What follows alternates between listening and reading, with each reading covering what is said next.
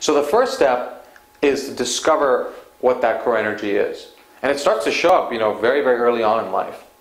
Now, the discovery process is challenging because, number one, we might not want to be what we actually are, what we're mostly connected to. Maybe we had parents that wanted us, that skewed us a certain way that wasn't our core. Or maybe we had a society that values a particular energy more than others. Germany, for example, values mavens much more than relators or evangelists. And so it's kind of hard to be an evangelist or relator there. Whereas Japan highly values relators. America values evangelists and mavens in second order, and relators have a hard time. And so part of this, there's a discovery process to finding out what your core energy is. But then beyond that, you want to spend time deepening that core energy. And you deepen it by continuing to work on that energy and putting yourself in situations where that starts to evolve. So there's a whole deepening process that is involved with this that we won't cover here. But the most important thing is that you're taking that core energy, that core talent, and you're deepening it.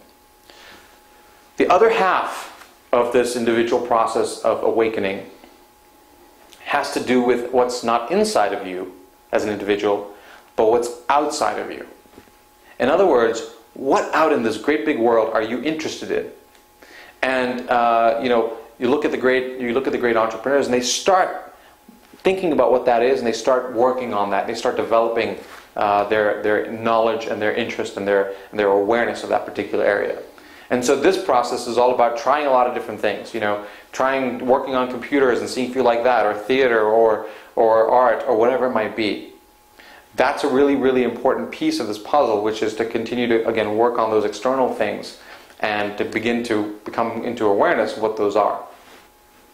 Ultimately, what's going to start to happen is that we're going to start bringing together both our core energy and our external passions, and that's going to result in this knowledge, this deeper knowledge of where it is that we want to go. Now, I want to speak briefly about a second framework or notion, and that's something I call the power of two. We're not going to go into great detail here, but the very important thing is that there's always a tension that emerges in every stage of a business. And in this pre-ideation stage, that tension is around the passions and the core energy. And so what the individual is over time doing is circling around those things until they kind of come together in a way that meets very, very beautifully in the middle, and doesn't one side doesn't overwhelm the other side.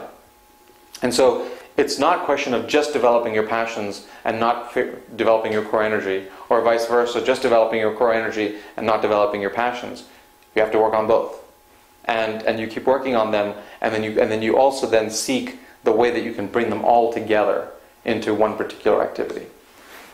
So this is what the pre-ideation stage is about. It's about the birth of that bootstrapper. And really the work of developing these passions and talents leading to that point when there's this moment of awakening occurs. And that moment says, I can go do something of interest that somehow combines all of these passions and talents that I have into something I'm going to take to the world. Now, one of the challenges of the pre-ideation stage is that very rarely in the educational system that we come up in is it really even articulated this way. And so it's very, very important at this stage to begin to schedule time, and schedule your time, all the time that you have, to begin to actually do this work. If your time is not being allocated in this way, then you're not going to actually develop those things. Similarly, you got to schedule some time to start to think about what it is that you might actually want to do. So that is a good set of things to think about as a key action to take in this pre-ideation stage. Now, before we go on, there's a couple things that we notice. Let's go back to the map. We notice that the dollar sign, the source of funding in the pre-ideation stage, is pretty much our parents. That's fine. It's great. We're not trying to get funding from anywhere else, and that's actually wonderful. We don't have the constraint of having to go out and go off and try to make some money. But now what we see on the second line is this is the beginning of that journey, of that individual's journey. And so that's the step that we're really, really focused on, is the bootstrapper's journey in this pre-ideation stage. In the next stage, we'll talk about the birth of the product.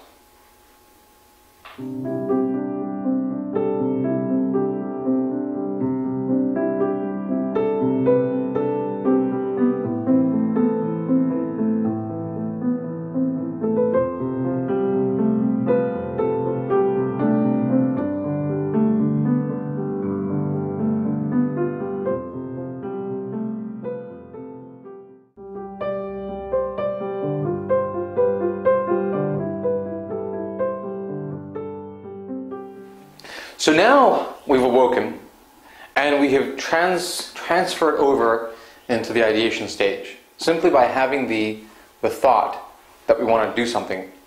Sometimes it occurs, in that you're in a job and you just think, I can do this better. And so now you're in ideation. And what ideation then begins to do is the shift of focus moves away from the individual and the individual developing their capabilities and talents out towards something external. But that external thing is not yet an organization. That's not happening yet. That external thing is the product or service that is going to, that individual can uniquely provide in the world. And therefore we call the goal of the stage the demo. The word demo to me is really a great word because it encapsulates a lot of ideas inside of it. A demo is not necessarily a working product. A demo is simply a representation of what something might do. Now, if you were doing a web business, you could certainly put up a little website if you wanted to. That's a demo. If you're going to provide services to corporations, your demo might be 10 slides. That's your demo. But your demo is an instantiation, is some instantiation of what it is that you think you can do from this world of possibility. Because what happens in the pre-ideation stage is a lot of these things are developing. What's really happening in the demo stage is we're coming and focusing down into something that's going to specifically instantiate. Yes, you might want to work in this area and that area and that area, but the actual thing is a piece of software, or it's a glass cup that I think the world needs. So it's some physical thing. Now, very important, a lot of the times people want to go out and say, well, I have this idea, I have this concept, I need to go get a lot of money because I have to build this product. That's actually not the case. If you have too much money, you're going to actually overbuild the product. Because in fact, your ability as the founder is going to take you only so far, and you have to now begin to get input from others, in other words, your customer, in this later stage. And so if you overdevelop it, then you're going to go off on a track that's going to waste resources and money and time and so on and so forth that you didn't even need to waste in the first place.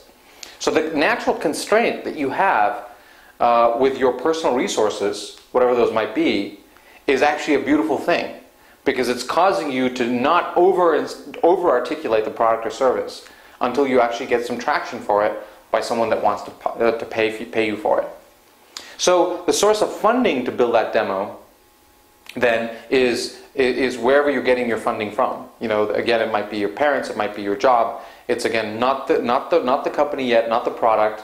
It's some external source that's not you.